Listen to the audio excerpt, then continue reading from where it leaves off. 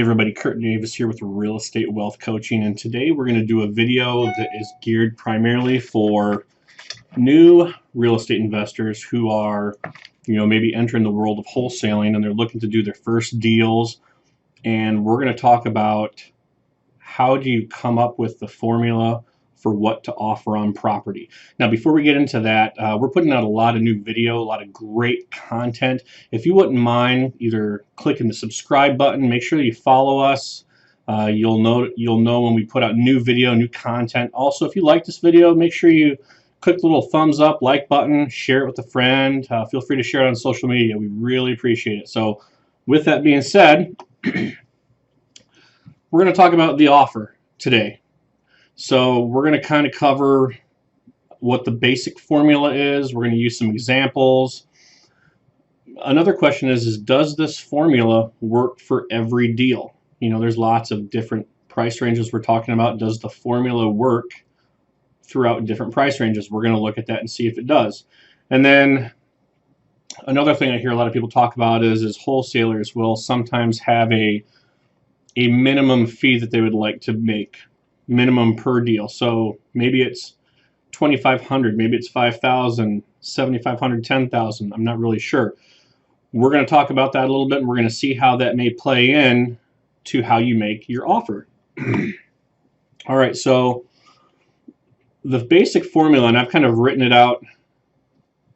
It's very similar. I've written it out two ways. It's just in one step I actually included another level to it. So essentially the formula is once you determine or come up with what you feel the after repair value or market value of the property is, you figure out 70% of that. So you would take the ARV times 70%.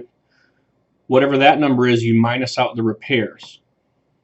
So depending on the repairs, is it a $5,000 renovation? Is it $20,000? Is it somewhere in between? It's hard to say, but you take that number out.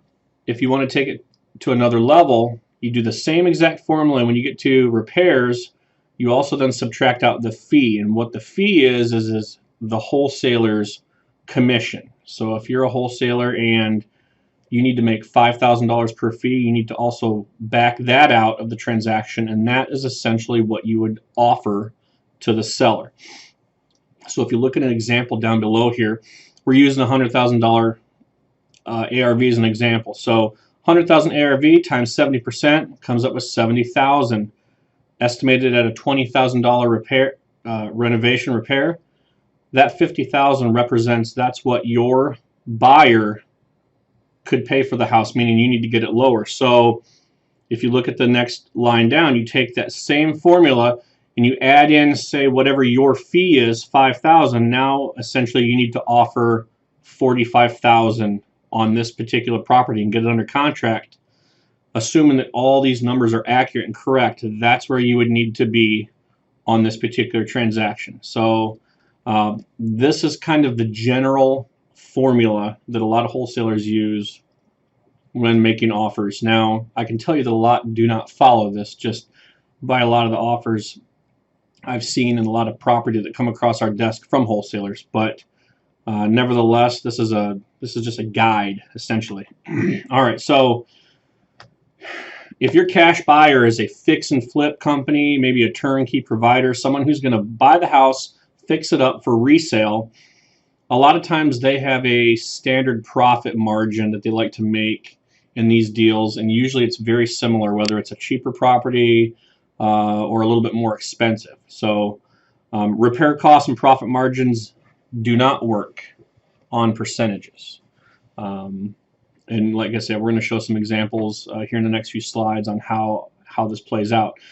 And will this standard formula work for every situation?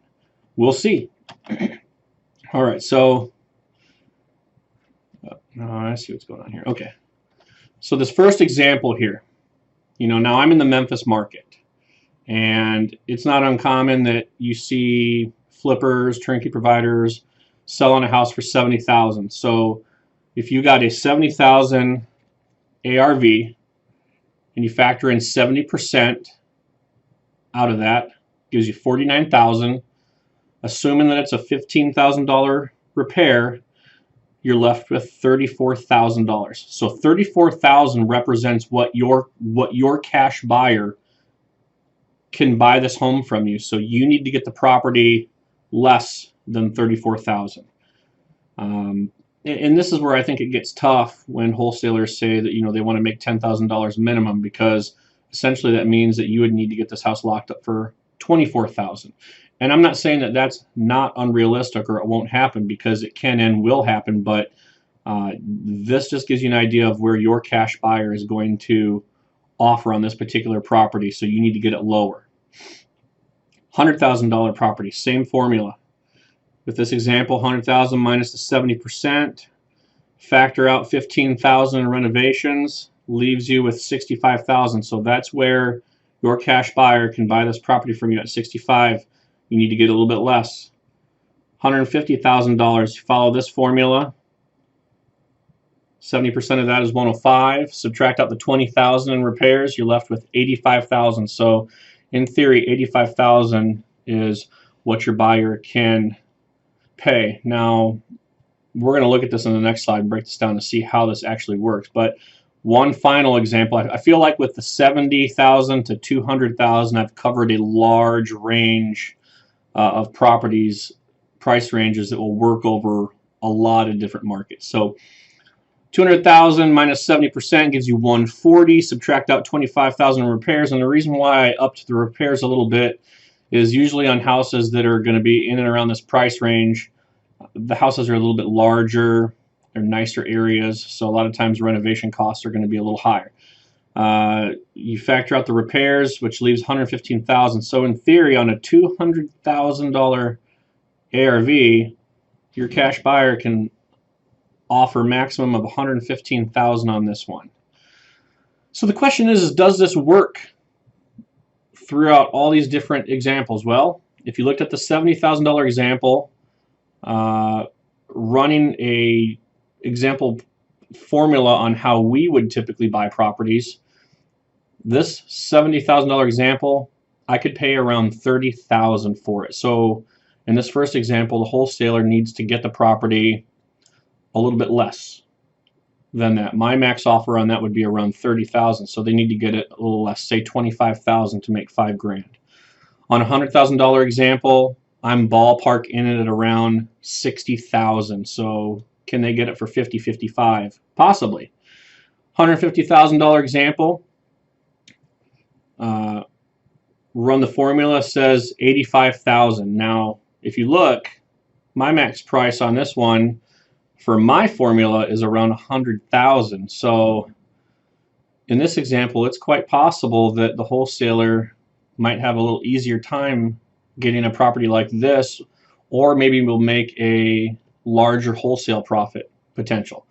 And a $200,000 example, in the previous slide, it was $115,000 if you followed the formula where the cash buyer would be able to purchase a property at. But for my example, following the same similar formula, I would be offering around $140,000 on a $200,000 property. So if it's possible for a wholesaler to get a property that cheap, they could make a sizable wholesale fee. I mean, I'll give you an example. I live in Germantown, Tennessee, which is another suburb city east of Memphis. And I want to say about a year and a half ago, a wholesaler brought me a property that I wanted to purchase, and I wanted to keep it for a buy and hold. And the price they offered it to me was $205,000 as is. And it wasn't a stellar deal, but it was a good enough deal for me to line up private money to purchase the home cash. And when I got to the closing table, I noticed that the wholesalers had this home under contract at $140,000. So they were making a $65,000 wholesale assignment fee from this transaction that I purchased from them. So deals like that do exist.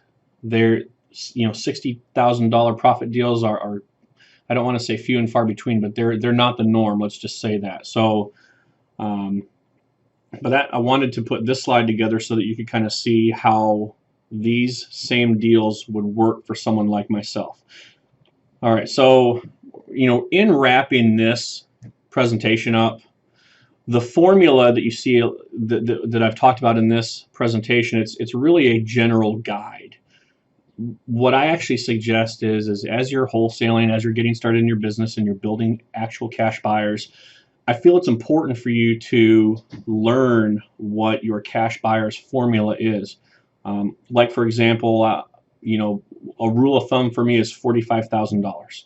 So if the wholesaler can determine what the market value is, where I would roughly be buying, or where I would roughly be selling the property at, on average, just as a guide rule of thumb, if they take that price and they subtract out 45,000, that's roughly where I would have to buy this property. So they know that they would need to get it lower. And as a wholesaler and you start building your cash buyers list, everyone's going to have kind of a different criteria, different formula, depending on what they're going to do with the property. Maybe they'll do a lesser quality renovation than we will, or maybe they'll sell the house for more than we will. There's just so much that kind of goes into it. But if you can educate yourself and learn what your cash buyers buying criteria formula is, it will only help you in the long run. Plus, it'll also help you so that you're not locking up deals that have a very small spread. And because the last thing you want to do is really put a house under contract that's not a good deal that you can't sell, and then you have to end up walking away from the property. And then you don't also want your cash buyers thinking that you're only getting deals that are not good deals. And then, kind of lastly, be flexible with your desired profit. I know that we all want to make as much as we humanly possibly can, but if just be flexible. Sometimes wholesalers make $1,000 on deals. Sometimes they make 20,000 plus. I'd say the average wholesale deal, at least in our market, for what I'm seeing a lot of times, is in and around the 5,000 to 7,500 on average per deal. So that's going to kind of wrap this video up. If you thought this was a decent presentation, go ahead and feel free to click the thumbs up, like button. Make sure to share it. Subscribe to our channel. We're trying to put a lot of great content like this. So we appreciate you watching, and we will see you in the next video.